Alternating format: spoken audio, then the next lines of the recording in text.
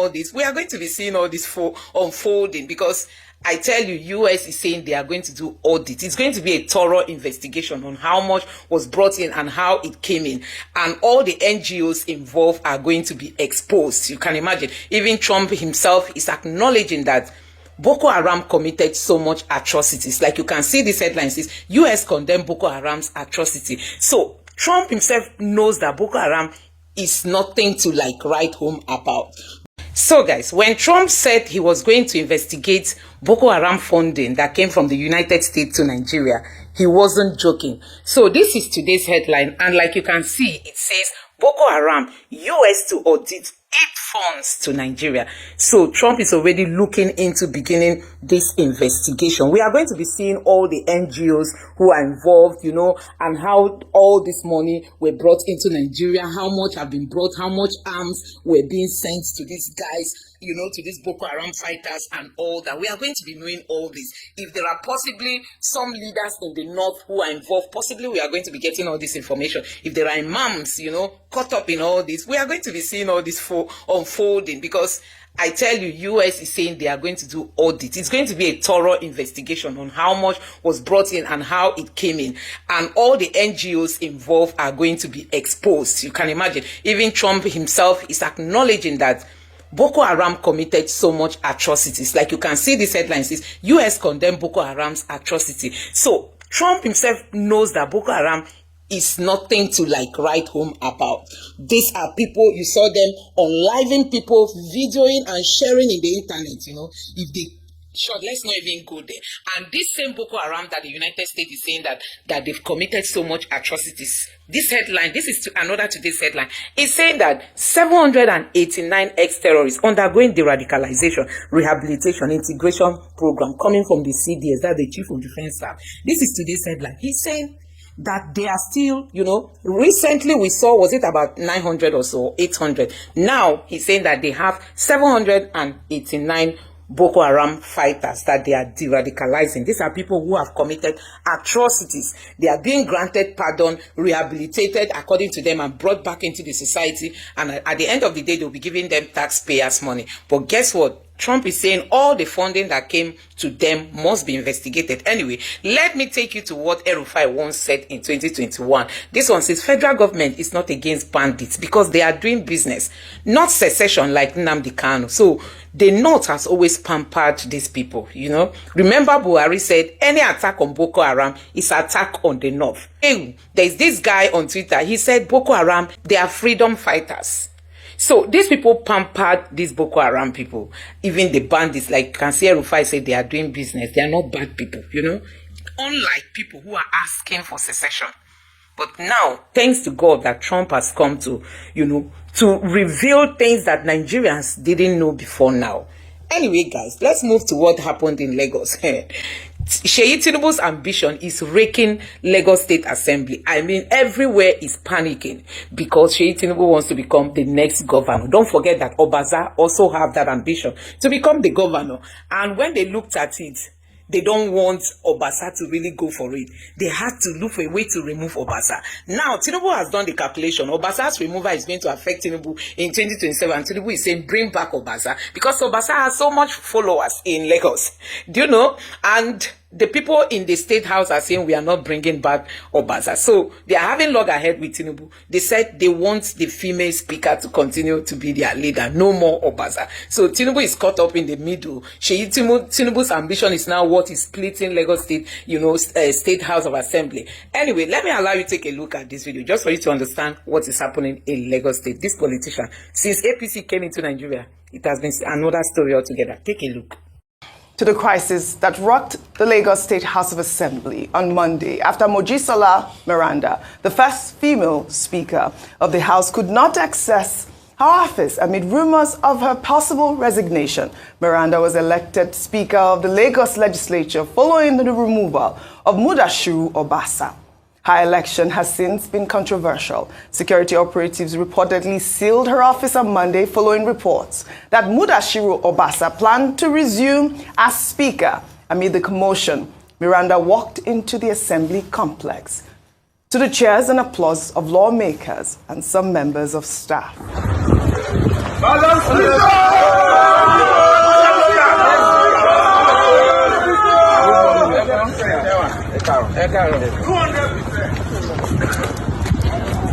sirs.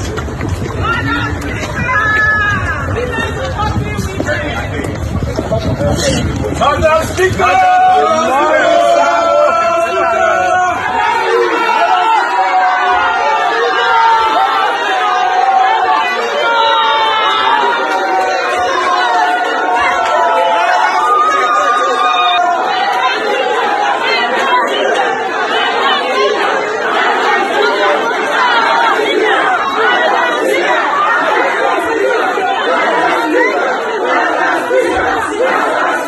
That was a beautiful welcome, quite emotional. I mean, I know that you guys had a guest on this topic earlier, and this is for our viewers who are just tuning in, just to keep them abreast with the situation that is going on at this point. The conversation really is that DSS was there. Yes. And they're saying that the House had requested the DSS to strengthen security around the premises following reports that Obasa was going to resume as Speaker, despite the fact that this woman has rejected the resignation. But in the meantime, a chaotic scene broke out ahead of plenary session on Monday as some members of staff and sergeants at arms chased away DSS operatives from Lagos Assembly Chamber. Let's take a look.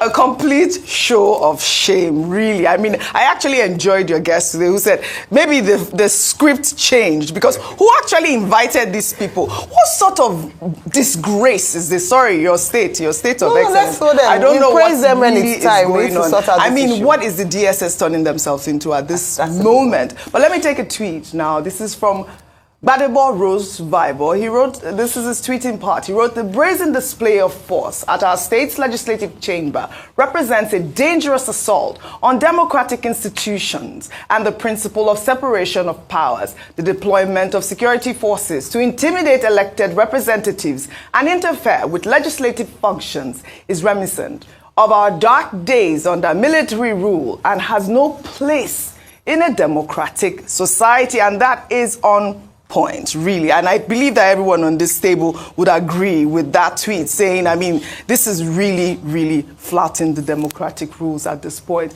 But before I come to you, Professor Killer, during the Monday's plenary, members of the Lagos State House of Assembly passed a vote of confidence in the House Speaker, Mojisola Miranda. In favor, say aye. Aye. Those against, say no.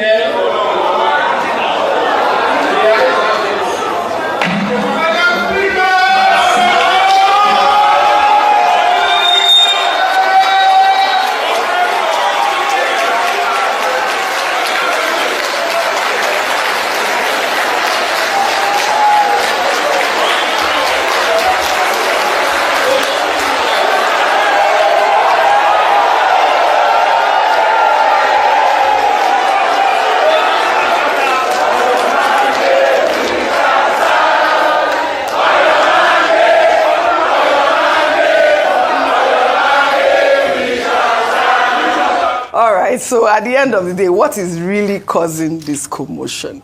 Mudashiru Obasa. Let me just take one more reaction before I come to you, and this is from Prince de Lagos. He wrote, Dear Mudashiru Obasa, your desperation to remain in office as Speaker after 10 years is shameful and leaves a bad taste in the mouth. You are nobody's lord, and your hereditary elevation as Speaker only makes you first amongst your colleagues who are electorally your equals. It is indeed a great virtue for a servant of fortune to know when to quit, especially when the ovation is loudest. You have never been the most brilliant, or most articulate, or even the best representative of his people in the Lagos Assembly. you have only been lucky and favored by grace. Shouldn't that be enough reason to count your wins and move on with your life? That prince is asking Mudashiru Obasa some pertinent questions. Go ahead. Well, I think those questions could be directed to most Nigerian politicians. Okay, most Nigerian Actually, politicians. because if you look really, at, you will talk of Lagos Assembly, we look at the Senate or the House of Reps. I want the viewers to think of any quotable quote from our legislators. You know, what inspiring speech do they remember? It's something that cuts across. I think in all these things, honestly, whether it's the ambition of Mudashiru, whether it's the machination of those behind him, whether it's the manipulation going on inside or outside the State of House Assembly, I am more occupied with the style, you know, with the finesse that they lack. From the days of Borgia back to the Roman Empire, to the Palazzo Chigi in Italy, to Westminster, machinations are part of politics, but they don't come bringing out the shame in public this way. You know, this is, for me, in all these things, perhaps because I do not have so much regard, I do not see politics as something that is so high. There's nothing wrong in people manipulating. It is just a show of shame. There's nothing wrong with people manipulating? No, it's part of politics, honestly. Because, look, the difference between citizens and politicians is that citizens think of politics because of good road, good schools. Politicians think about it because of power. So it is just part of it. What differentiates them is, are they barbarians or are they civil? Are they inspiring or are they pedestrian? And I think we need to have that kind of look in what we're doing. All right, Rufi on fire, your take. I know you are not a politician either, but go ahead. I'm not a politician, but I like that tweet by Thomas Olukayode. But that tweet is also filled with a lot of delusion. Why? Tell us why. It is grand delusion for you to think that a politician will appreciate the grace that he's got, that he's not the best, that he just got the position. A politician is the greatest level of phantasmagorical delusion you can ever think of. You are telling him he's not good enough. In his eyes, he's the best. Don't you see the cap? Obasa wears 01. Well, that is his opinion. Wait, didn't you see the way he treated the sitting governor of the state during budget presentation? Yeah. In Obasa's own eyes, he's the Lord of Lagos. Wow. I'm telling you how they think. Okay.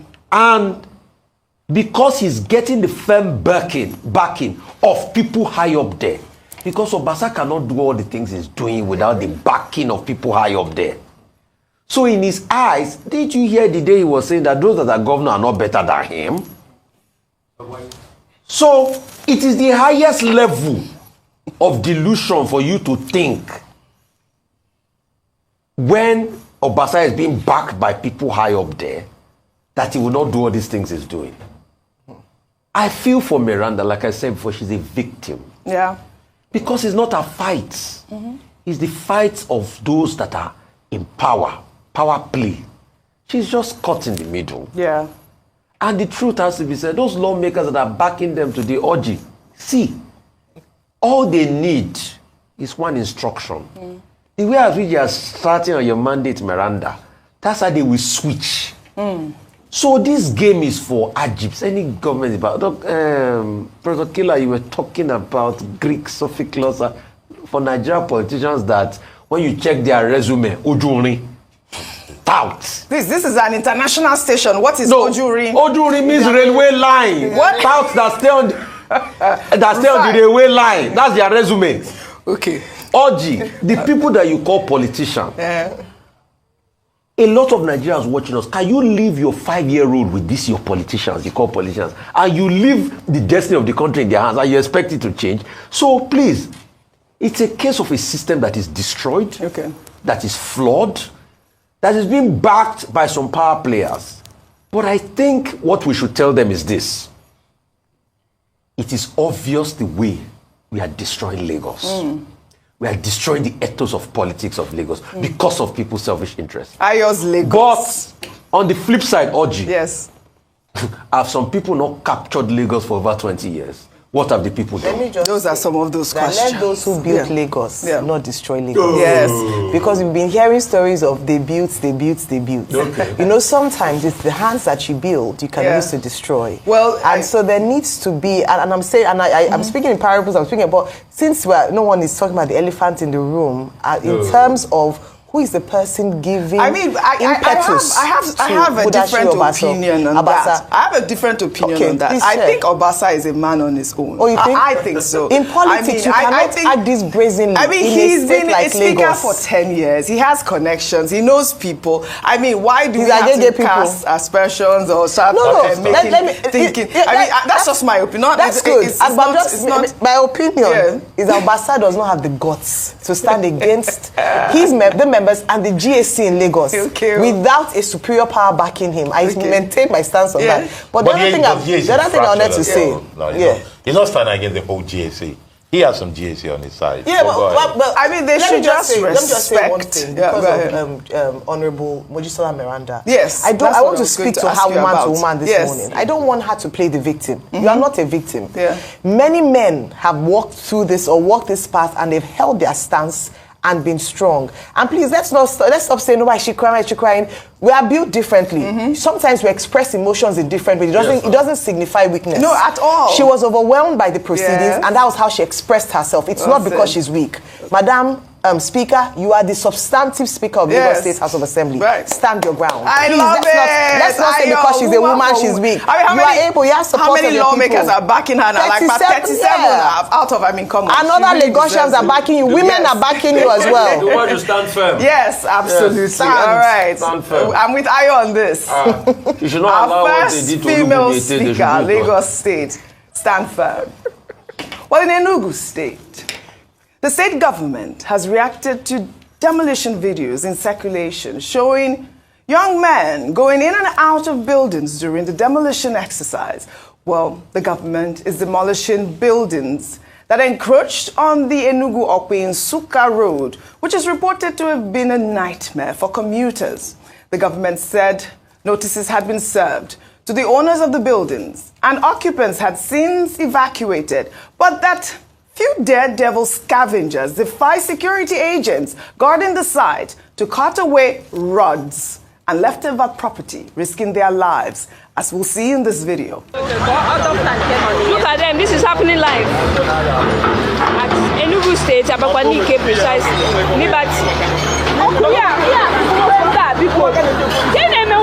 People are taking risks. Look at the risks people are taking because of iron and aluminium, rod and aluminium. Look at the kind of risks young boys are taking. Look at the kind of risks. Can you see this? Are you seeing this? Are you seeing this?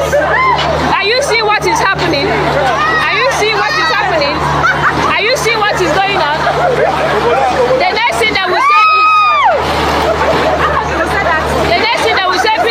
use them for rituals. No, this is very life. This is very life.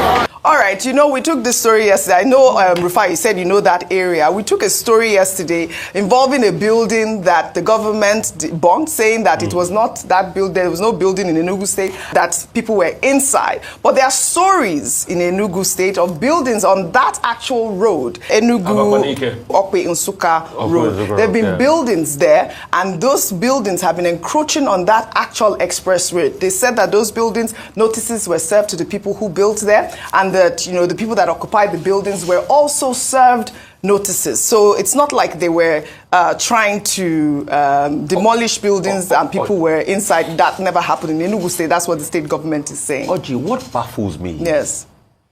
What was the madness going on in government when they were building those buildings at first? Yeah. Who gave permission?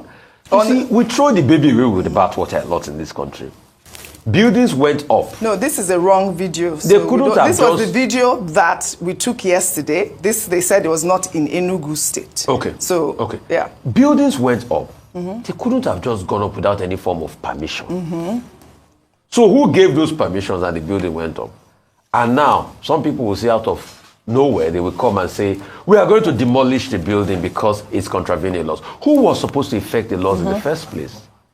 So it speaks volumes about our building sector. Yeah, absolutely. Building codes, and the fact that building laws are not respected, and the shenanigan that happens when it comes to building in every part of Nigeria. And the shocking thing is the fact that some people will have purchased this building. We just pray that some real estate agents have not gone to sell this building for high amounts. Those that used to come million for buildings that when you enter them, the wall will start breaking into two in less than 5 years. The plumbing is bad. And they will say it's in a setting, they will call it $5 million for you. All right. Buildings that were substandard buildings. So please, what we should go back to check is those that gave the permission in the first place. Let's go through the trail. You'll be shocked the kind of corruption that happens in the building community there. My issue is with the scavengers, though, and the people. You saw those young boys running around and trying to, put their lives at risk. Hardship also. There's a lot of hardship in the land. But still, this has to stop. Where these young people go out there and try to steal when this exercise is going on. The state government is saying that... It's moral and material poverty. It's more than material. It's moral. Moral and material poverty. Both, absolutely. Yes, the state government is saying that, that actual road is designed as a dual carriageway since 1978, and that people went ahead to build on it over the years, and it has resulted to untold hardship. The road users sometimes spend hours on the road just to get to their destination, but that the government has done well in serving the people, and some of the buildings were not fully demolished. Some of them is just the fences that were demolished. But we'll follow up on the story, and if anyone has, information on whether or not the government is doing anything wrong, please, we're open for more information on this story. Well, I would say, if the roads are going to work, it will be kudos to the Enugu state government, but people have to be safe, really. Well, in the meantime, former Anambra State Governor and Labour Party presidential candidate Peter Obi visited Bridgehead Market in Onitsha following NAFDAC's closure of key sections. Traders expressed frustration over the shutdown, which affected the medicine market.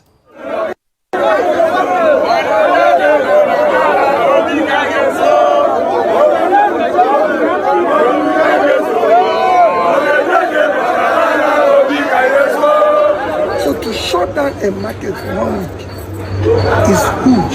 This entire place has over minimum 30 bank branches. So there's a lot of activities going on here, And so if we come, this is bad, isolate it, take it, prosecute those who are involved. Deal with them within the law. Decisively. Remember, all the drugs you people back then was sent to the army barracks here. I supervised it, I put the fire on it, and we burned it. I know. And I told them, I said, it's me who is doing this, your governor. So you will know. But at the same time, that we can't shut down means of people's livelihood. I'll take some tweets. This is from Concerned Citizen, who wrote, closing the entire market when the affected sections can be cordoned off is not only heartless, but wicked and very mischievous as well as irresponsible. Those in charge of this agency should do the right thing, I beg. How does closing off, for example, the plumbing materials section help? What concerns NAFDAC and building materials? Focus on the food drug section and let the other traders be. This is overreaching, and this is the conversation we've had before about NAFDAC overreaching.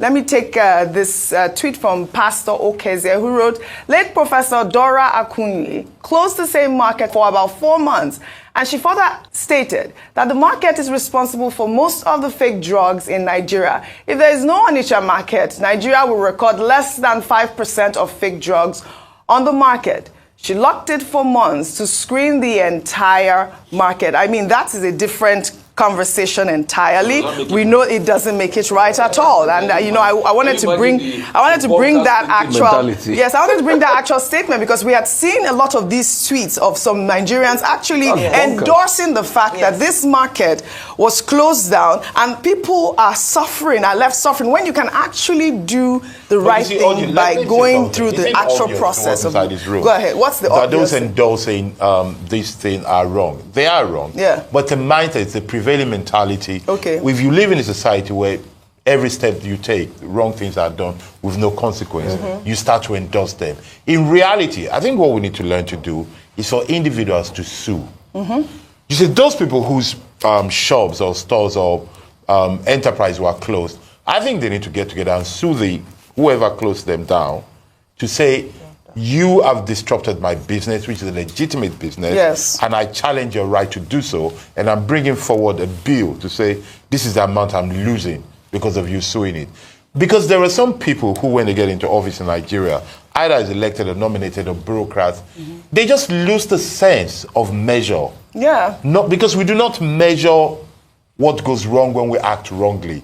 And I think if we want to truly develop, that is a place to start from. Absolutely. I like that point. Really apt, Professor Killer. And let me just further take Peter Obi's tweet, where he did actually put out a tweet after that video, and his tweet reads in part, he wrote, during my tenure as governor of Anambra State, we faced similar situations multiple times. Whenever we encountered public health threats, we addressed them collaboratively and methodically with the relevant agencies. In cases requiring market intervention, we work closely with regulatory authorities and security agencies, ensuring fairness and due process. This approach prevented unnecessary disruption and safeguarded livelihoods. The current strategy should be reconsidered to prevent undue hardship on traders, their families, and the state's economy while pursuing the end of enhanced public health. We should not lose sight of the collateral economic effects of adjacent market closures should be kept in view always. And I think this is just, I mean, I can see everybody, it was a resounding yes. I mean, this is what should happen. I mean, those people at this point are victims. If you have a plumbing market, why should your shop be closed? Please, this thing has to be looked into, really. Well, in another development, the Anambra state government has dismissed claims that it plans to arrest women seen in public without bras or underwear, describing the report as false and malicious. A video alleging that the state governor, Charles Chukwuva Soludo, issued a directive began circulating on social media over the weekend. Well, in the video, a voice claimed that the state was set to enforce the order. Let's take a look at that video before we come back for a discussion.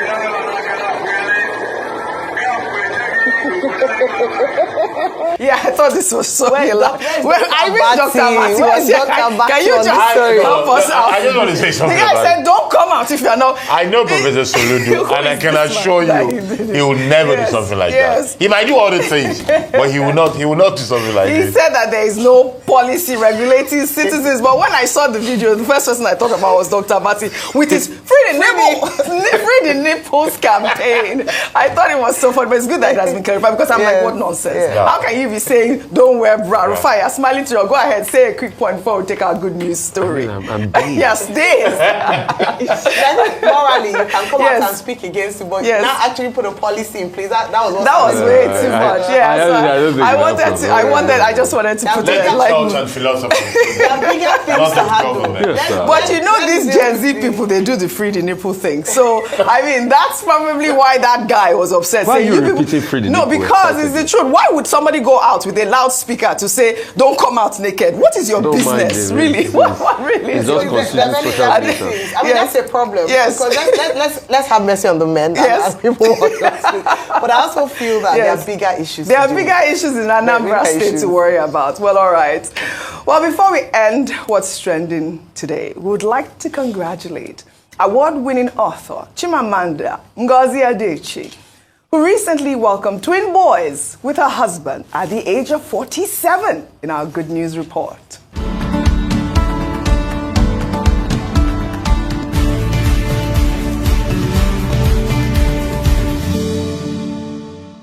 Chimamanda Ngozi Adichie, who is best known for her award-winning novels, including Purple Hibiscus, Americana, and Half a Yellow Sun, revealed in an interview with The Guardian over the weekend that she gave birth to her twin boys in April 2024, but kept it a secret from the public to protect them. Adichie, who hasn't written a book in about 11 years, will be releasing her first feature-length novel titled Dream Count in March. The novel is a reflection on love, desire, and the intricacies of womanhood explored through the lives of 4 distinct women. I mean, congratulations. I mean, I thought that the book just kind of coincided with her beautiful news. Twin boys at the age of 47. I mean, what a remarkable story. What a remarkable beautiful journey. Story. Yes, it's a beautiful story. I think that she's also in the Vogue actually this March. I think it had to do with the tale of a beautiful story about she gave. She is. I just want to say Odeluwa is at it again. And of course, when people read her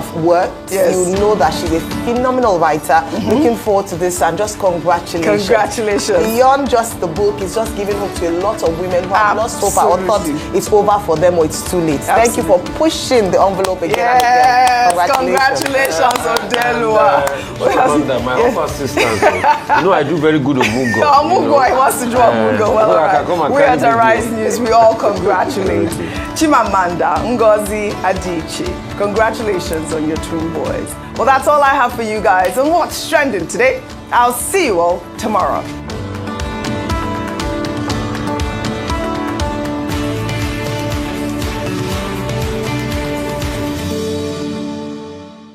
So guys, when Trump said he was going to investigate Boko Haram funding that came from the United States to Nigeria, he wasn't joking. So this is today's headline, and like you can see, it says Boko Haram, US to audit 8 funds to Nigeria. So Trump is already looking into beginning this investigation. We are going to be seeing all the NGOs who are involved, you know, and how all this money were brought into Nigeria, how much have been brought, how much arms were being sent to these guys, you know, to these Boko Haram fighters and all that. We are going to be knowing all this. If there are possibly some leaders in the north who are involved, possibly we are going to be getting all this information. If there are imams, you know, caught up in all this, we are going to be seeing all this unfolding, because I tell you, US is saying they are going to do audit. It's going to be a thorough investigation on how much was brought in and how it came in.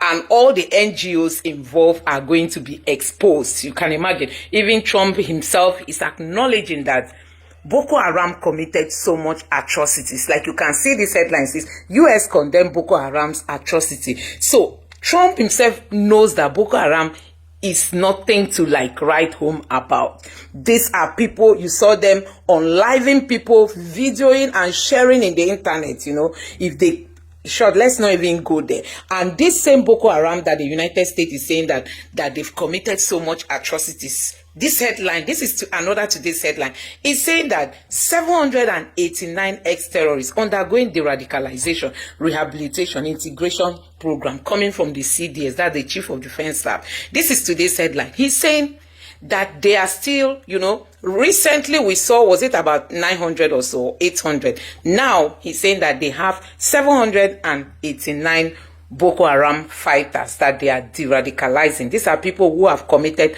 atrocities. They are being granted pardon, rehabilitated according to them, and brought back into the society. And at the end of the day, they'll be giving them taxpayers' money. But guess what? Trump is saying all the funding that came to them must be investigated. Anyway, let me take you to what El-Rufai once said in 2021. This one says federal government is not against bandits because they are doing business, not secession like Nnamdi Kanu. So the North has always pampered these people, you know. Remember Buhari said any attack on Boko Haram is an attack on the North.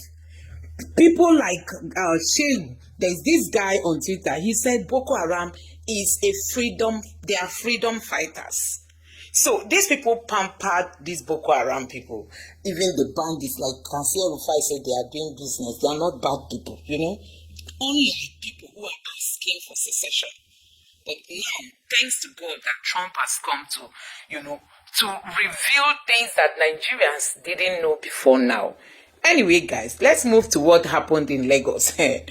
Sheyi Tinubu's ambition is raking Lagos State Assembly. I mean, everywhere is panicking because Sheyi Tinubu wants to become the next governor. Don't forget that Obaza also have that ambition to become the governor. And when they looked at it, they don't want Obasa to really go for it. They had to look for a way to remove Obasa. Now, Tinubu has done the calculation. Obasa's removal is going to affect Tinubu in 2027. Tinubu is saying, bring back Obasa. Because Obasa has so much followers in Lagos.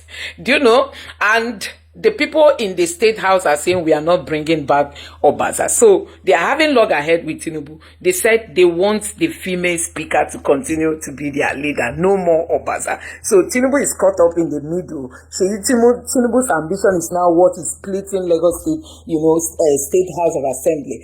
Anyway, let me allow you to take a look at this video just for you to understand what is happening in Lagos State. This politician, since OPC came into Nigeria, it has been another story altogether. Take a look.